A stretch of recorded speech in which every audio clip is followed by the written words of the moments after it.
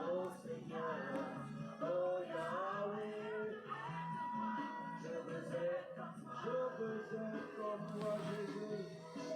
Parler comme toi, faire comme toi, être comme toi. Oh mon Dieu, oh Seigneur, oh Yahweh, aide-moi, je veux être comme toi.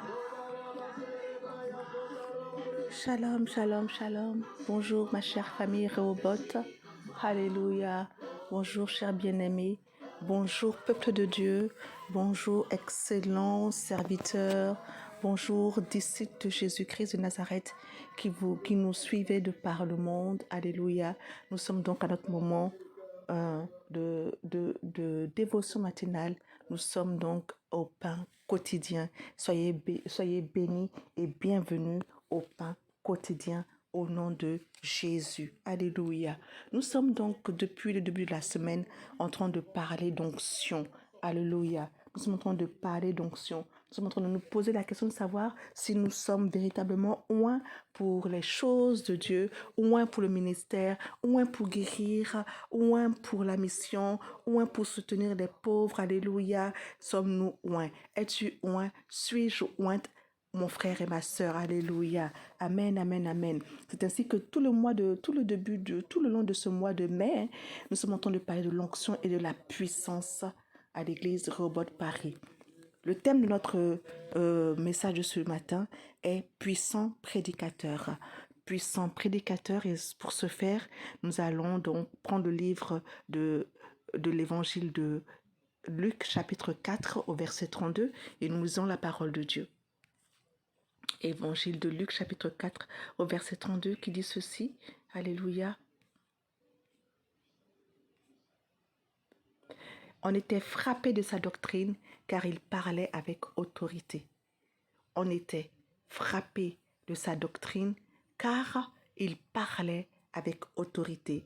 Et le thème de notre exhortation de ce jour est puissant prédicateur. Alléluia. Puissant prédicateur. Père, nous te confions ce moment de qualité et nous prions, comme tu l'as fait pour les disciples, de venir ouvrir les yeux de notre esprit afin que nous puissions comprendre les Écritures au nom de Jésus. Amen. Oui, donc ce matin, nous sommes en train de parler de la prédication et nous sommes en train de parler du prédicateur qui est oint par le Seigneur. Amen. Qui est oint, qui a été envoyé par le Seigneur. Et lorsque je lis mon chapitre 4 de l'évangile de Luc, nous voyons qu'au tout début, au verset 1, il est dit ceci. Jésus, rempli du Saint-Esprit, revint du Jourdain et il fut conduit par l'Esprit dans le désert. Nous avons au chapitre 3 assisté au baptême de Jésus par son cousin Jean le Baptiste, Amen, dans le Jourdain. Et il est dit aussitôt que lorsque Jésus a été baptisé, une colombe est descendue des cieux et une voix s'est fait entendre qui a dit « Celui-ci est mon fils bien-aimé, écoutez-le. Celui-ci est mon fils bien-aimé. » Jésus a été rempli du Saint-Esprit. Il a été rempli du Saint-Esprit. Il est dit au verset 1, Luc chapitre 4, le verset 1. Jésus, rempli du Saint-Esprit, rempli de l'Esprit Saint, rempli de l'Esprit de Dieu, revint du Jourdain et il fut conduit par l'Esprit dans le désert. Et dans le désert, nous connaissons la suite de l'histoire. Jésus a été tenté pendant 40 jours. Il n'a pas mangé. Il n'a pas mangé. Il est resté pendant 40 jours. Et quand ces 40 jours se furent écoulés, Jésus a eu faim. Et là, il a été tenté par le diable.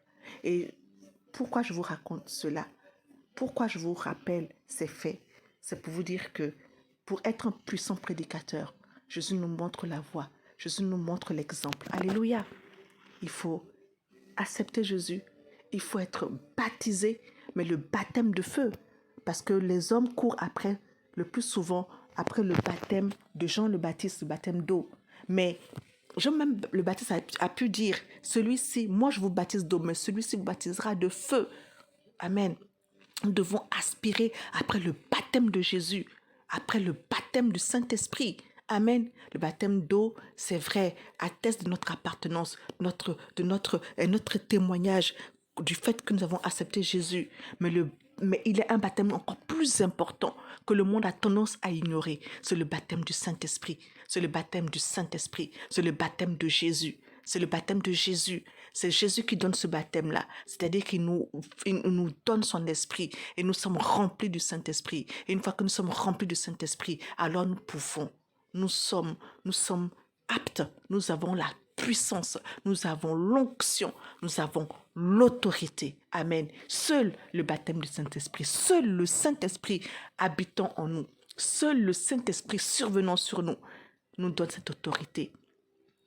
Le Saint-Esprit en nous donne une autorité naturelle pour parler de Jésus. Parce que ce n'est plus nous qui parlons, mais c'est l'Esprit de Dieu en nous qui nous rappellera les choses que lui-même, il nous aura enseignées. Parce que l'Esprit Saint est celui l'Esprit Saint.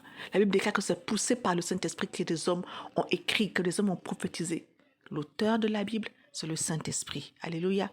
L'auteur de la Bible, c'est le Saint-Esprit. Qui d'autre que le Saint-Esprit peut te mettre sur la bouche les paroles que Jésus a enseignées à ses disciples? Qui d'autre que le Saint-Esprit peut t'enseigner des choses cachées? Et l'autorité dont nous avons besoin, effectivement, c'est l'autorité naturelle que nous confère l'Esprit de Dieu. Alléluia. C'est l'autorité que nous confère le Saint-Esprit de Dieu. Mon frère et ma sœur, aspirons au baptême du Saint-Esprit. L'autorité viendra naturellement.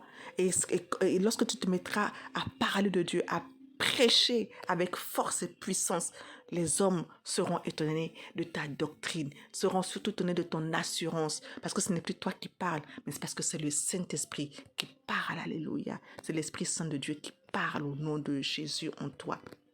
Alléluia.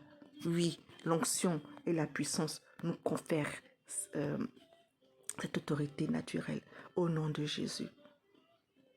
Au nom de Jésus, je prie que l'Esprit mette en nous cette autorité, que l'Esprit nous porte, que l'Esprit nous donne de parler avec assurance de